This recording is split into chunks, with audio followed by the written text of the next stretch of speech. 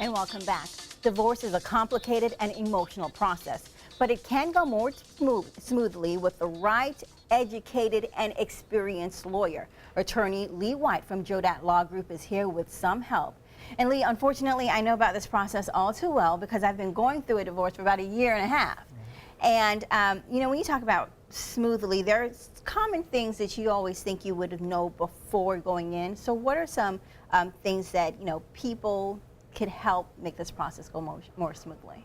Well, generally speaking, talking with an attorney first before you do anything is probably going to help things move forward as smoothly as possible. A lot of common mistakes that I see people make is that they take certain actions, knowingly or unknowingly, that can have a really negative impact on their divorce or custody case, and they do that before they talk with an attorney, and it can have a lasting impact as the case moves forward. So you should tell your attorney before you tell your spouse, soon-to-be ex-spouse. Well, I don't think you should necessarily not communicate with your spouse. To the extent that two people are able to effectively communicate together and they can kind of hash out issues in advance, that can really help things move They forward. probably wouldn't be getting divorced if that were the case. You never know sometimes. Well, you know, one of the things I had to deal with, you mentioned, you know, talking to an attorney. I went through several. You know, how do you get to the point where you're making sure you have an attorney that matches what you're needing and find that out before you've paid a bunch of money for retainers and, you know, all that stuff? Well, bottom line, you want an attorney that you're going to feel comfortable with and confident in. And what is required for you to achieve that is a different thing for each individual person. And I think talking with as many attorneys as you can to try and get a good feel for them in advance is probably the best decision that you can make.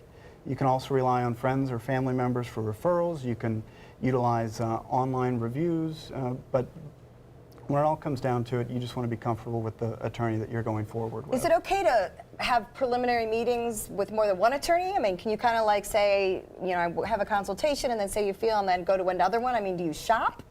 People absolutely do that. Okay, because it's a big investment. Sounds like dating. It is. Well, it is a very personal relationship. You're going through a divorce with a client, and you're incurring a lot of that stress and anxiety that the client's feeling. So it's important that the attorney and the client be able to communicate effectively. And you know, some people get along better with other people, and meeting with attorneys, doing free consultations, getting a feel for the attorney in advance is the best thing that you can do.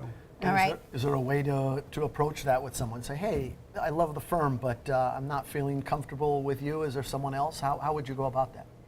I've never had anyone say that to me, but I wouldn't be offended if they did. I would want them to tell me that maybe they would feel more comfortable. Some people prefer to have a male attorney or a female attorney for whatever reason, and I would obviously want to know that in advance, and we do everything we can to accommodate them. So awesome.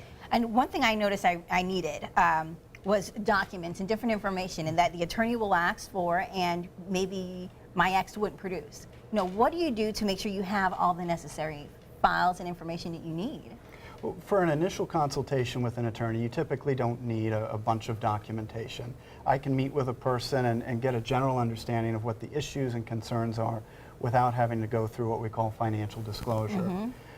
But to the extent someone's able to start gathering documents together with the expectation of a divorce, looking at bank statements, credit card statements, retirement account information, having all of that readily available can make it easier for you to provide that information to your attorney, because it is going to be necessary as part of a divorce proceeding. And it's good to get that before you're in an argument with someone that may not give them to you.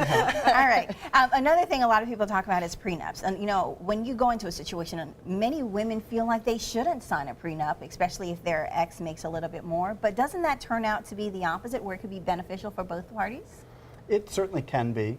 So a prenuptial agreement is going to define and oftentimes limit a person's rights and interests as they go through a divorce case. It typically limits the impact of Florida laws.